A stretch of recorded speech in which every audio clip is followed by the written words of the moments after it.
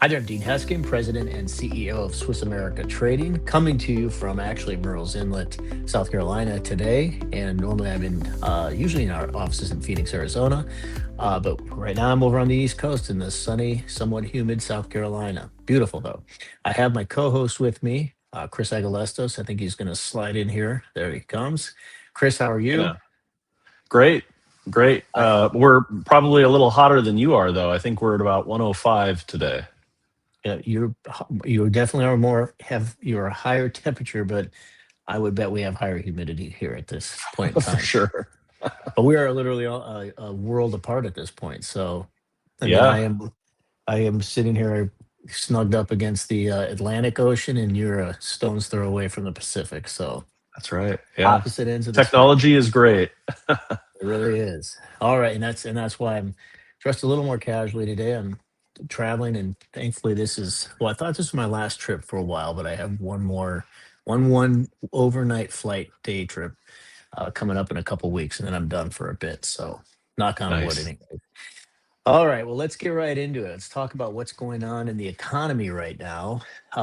Our first article here, and this is coming from brownstone.org, talking about how the title of the article, since the lockdowns, a 12% GDP loss, half of the US dollar's purchasing power has been stolen.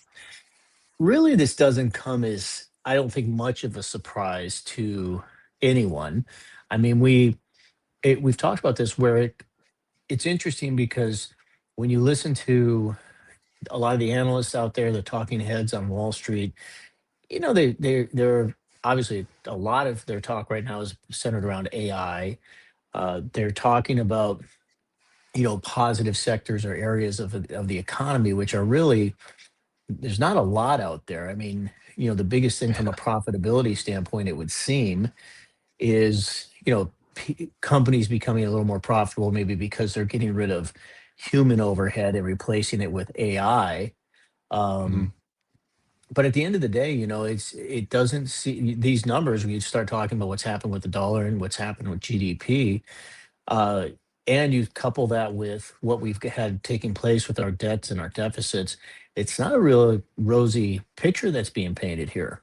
And Yeah, with this being said, again, with those deficits and the dollar being what they are, this is a time where we can't afford to uh, not have strength in our economy in order to try and get ourselves, back to some form of strength or back to some semblance or degree of good standing in the world's eyes. Now, with this said, I'm of the belief, and I know you kind of share the same belief here, Chris, that the numbers that were given are usually a little bit, we'll call them distorted, yeah, purposely or not. That's a whole nother discussion. But this, I like this in this article, and for those of you tuned in, I highly encourage you to click on the link. And in the article, you'll see a link or for a project called Reality Index, where what they do is they actually take a look at. They have a what would you call it? Like a tool, we'll call it, yeah. that allows them to take a look at what actually is happening, and they created the reality index to really see what I'll call it, the devastation that's taken place in our economy and our financial system.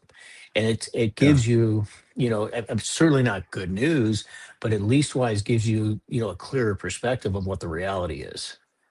Right. That's what I like about it. And they point out in here that I think they said 8 times over the last 35 years the government has tweaked the way that they calculate inflation.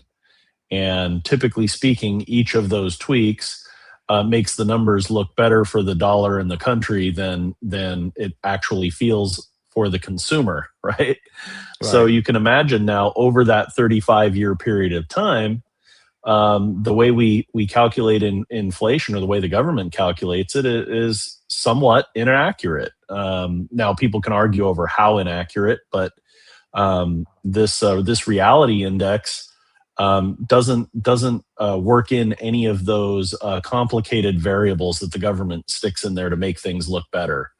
And that's what I like about it. And given its name, the reality index, it gives us the reality of how far our dollar can actually go. And they're saying 40 to 50% of our purchasing power has been lost since 2020, so the last 6 years. And I know a lot of people that I talk to, and obviously myself included, feel that pinch. When we're paying our bills and buying our groceries and gas, and gosh, insurance keeps going up. It just seems like everything. Right.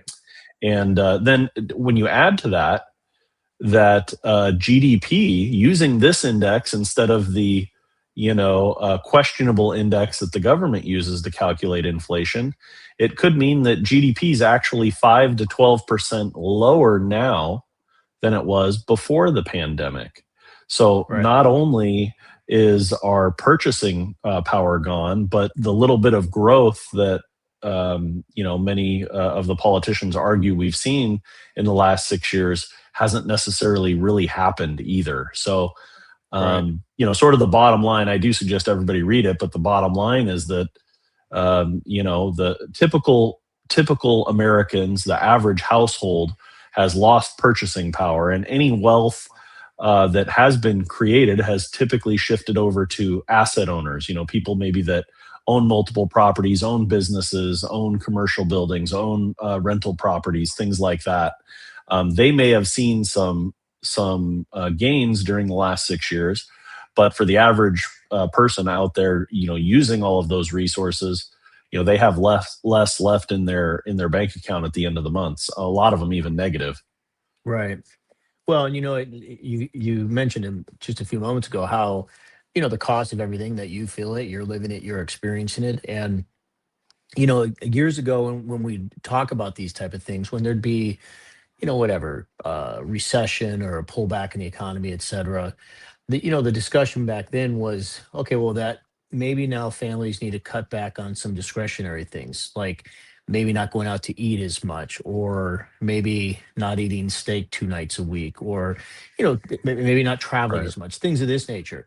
My point Yeah. is that the one huge difference today is like it's everything costs more. And so it's Yeah. not, you're not talking about people being able to just cut out something discretionary. I mean, we're talking about staple items that people are having to make tough decisions for because, like you said, the the actual amount more we're paying versus what the government running it through their filters, we'll call it, says that we're paying. The Yeah. two don't stack up at all. And that's why, as I mentioned a moment ago, I encourage people to, use this index and kind of take a look at, the real cost of things to kind of get a better Mhm. grip on what's happening. Now, speaking of the economy and speaking of the dollar, and it's been a while since we've heard much of a stir out of Vladimir Putin.